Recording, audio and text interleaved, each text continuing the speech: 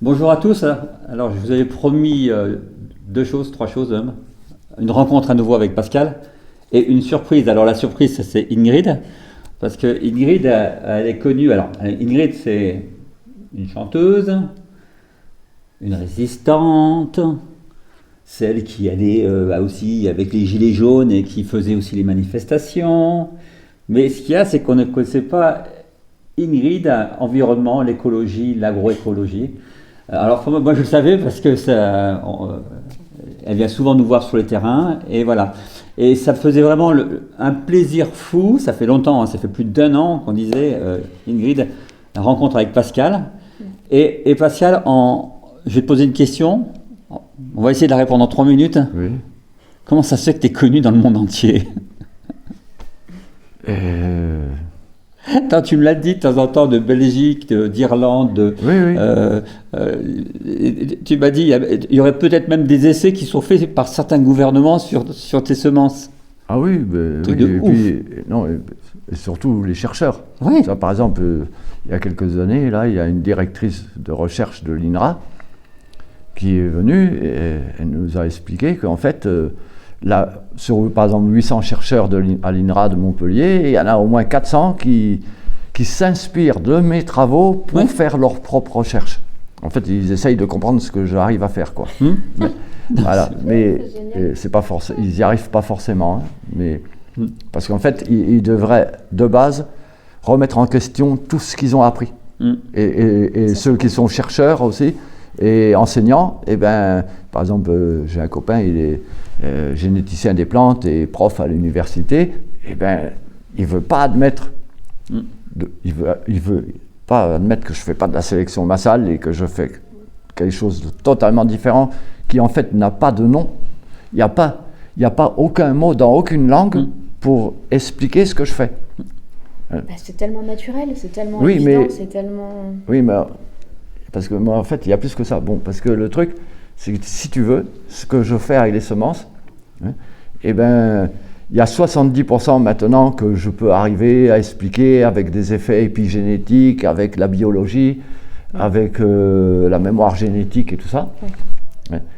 Mais il y a encore en plus 30-40% que je peux expliquer, que je peux prouver. Mais il n'y a aucune science, à part peut-être réellement la physique quantique, mais il faut savoir ce que ça veut dire, parce que la plupart des gens parlent de physique quantique, ils ne comprennent pas du tout ce que ça veut dire. Ouais, je sais. Mais peut-être que là, on pourrait arriver un jour à comprendre comment ça marche. Mais sinon, oui, il y a 30-40% que... C'est de l'amour. C'est de l'amour, donc du coup, Oui, ils comprennent rien. Voilà. Et puis, il y a aussi autre chose, un autre concept qu'on peut appeler la force de l'intention. Oui. Et qui compte énormément, parce qu'en fait, là, par exemple, cette année, malgré 2 ans deux hivers sans pluie, une sécheresse qu'il n'y a jamais eu, que même tous les montagnes de chênes verts et d'arbres autour, les forêts ont commencé à crever. D'accord, ouais. Parce que bon, aussi, moi, dans ma façon de cultiver, mon idée, c'est aussi c'est de reproduire au maximum ce qui se passe dans les forêts naturelles. Ouais. Parce qu'en fait, on le sait partout dans le monde, c'est toujours les forêts naturelles qui produisent le plus de biomasse à l'hectare chaque année, sans que personne n'y ait jamais mis aucune irrigation, aucun engrais, rien du tout. Ouais. Donc, déjà, on peut en conclure que les meilleurs agronomes sont assez nuls et qu'on a tout intérêt à s'inspirer de ce qui se passe dans la forêt. Mais quand je regarde ce qui s'est passé là dans nos terrains, que nos tomates continuent à pousser et à produire des quantités énormes, alors que les arbres à côté de la forêt, avec la même terre, crevaient, et bien là, il y a quelque chose d'incompréhensible. Et en fait, tout le monde me dit, je suis magicien. Oui, d'accord, ok, mais je pense que c'est surtout la force de l'intention. Parce que peut-être que ce serait quelqu'un d'autre qui aurait fait la même chose que moi, même avec mes semences et tout, et bien, bon, ça aurait déjà marché beaucoup mieux avec nos semences, mais c'est pas sûr du tout que ça aurait donné ce résultat-là. Ouais. Et ça, bon, voilà, c'est autre chose, mais la force de l'intention, on pourrait aussi... Oui, la pensée est créatrice, donc elle est aussi créatrice Oui. de vie et de... Oui, parce qu'en fait, je connais aussi des chercheurs qui travaillent sur les vibrations et la résonance des particules élémentaires et tout ça. Ah, tu sais que moi je fais mes concerts en 432 Hz. Oui, voilà. Enfin 429, parce que c'est pas tout à fait 432 l'eau. Oui, et donc, mais il y en a aussi qui sont arrivés à envoyer, par exemple, un ADN, les fréquences d'un ADN, par mail à des copains chercheurs de l'autre côté de la planète. Ils ont fait, les autres de l'autre côté de la planète l'ont fait écouter à de l'eau distillée où il n'y avait rien.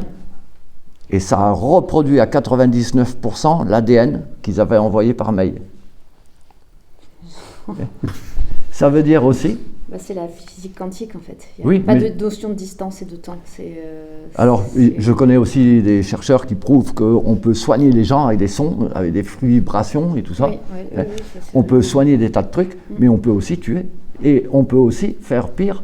On peut créer des pandémies et tout avec les réseaux de téléphones portables. Parce qu'il suffit de mettre la fréquence d'un virus, de l'ADN d'un virus dans les téléphones portables, dans les réseaux mobiles, et tous les gens qui passent un certain temps au téléphone vont l'attraper. Oups. Oh là là. Et oui, parce que déjà pendant le Covid, moi j'avais commencé à dire ça déjà à tous les gens que je connaissais, hein, et aux salariés et machin, parce que en fait j'avais observé que les gens qui attrapaient le plus le Covid, c'est ceux qui passaient le plus de temps avec leur téléphone à l'oreille. Hein. Et au bout d'un moment, j'avais aussi observé qu'il y avait des gens qui avaient eu très peur et qui s'étaient enfermés en pleine campagne, et ils avaient fait des provisions, ils n'étaient plus sortis de chez eux pendant un mois ou deux. Mais alors carrément plus, même ils n'ont pas écrit de Ah papier. oui, c'est vrai, et il l'attrapait quand même. Attends, Ils étaient hein, isolés. et ils avaient tellement peur qu'ils ne sortaient pas, ils avaient à l'avance fait des provisions, et puis un mois après, ils attrapaient le Covid, alors qu'ils n'avaient parlé à personne. Ils étaient seuls dans la montagne, et ils n'étaient vrai, pas j'ai sortis de entendu chez eux, parler de ni ça. avec un papier, ni avec rien du tout. Hein, tu vois, et ils attrapaient quand même le Covid. Et moi, quand j'ai vu ça, eh ben, j'ai commencé à dire, ouais, mais en fait, ça ne s'attrape pas par l'air ou machin, hein, ça s'attrape par les téléphones portables. Voilà, tu sais que tu vas être traité de conspirationniste et de fou. C'est le fou. Alors attends, le fou qui fait pousser les tomates sans eau et qui est au courant que le Covid il se dissémine par les téléphones portables. Alors là, on est foutu. Oui, et alors ça, On est foutu, Pascal. ça expliquerait peut-être pourquoi, peut-être ça marche beaucoup mieux avec la 5G aussi qu'avec la 3 ou 4G. Hein? Oui, par exemple. Bon. Bon, Oui, c'est par des exemple. idées comme ça un peu farfelues. Hein. Oui, mais qui ne sont pas si bêtes que ça, Ah, puisque, ouais. puisqu'il y a des chercheurs qui travaillent là-dessus. Bon. Ouais. Hein? Ouais. Merci en tout cas. Franchement, je veux dire, poser une question, mais c'est un livre.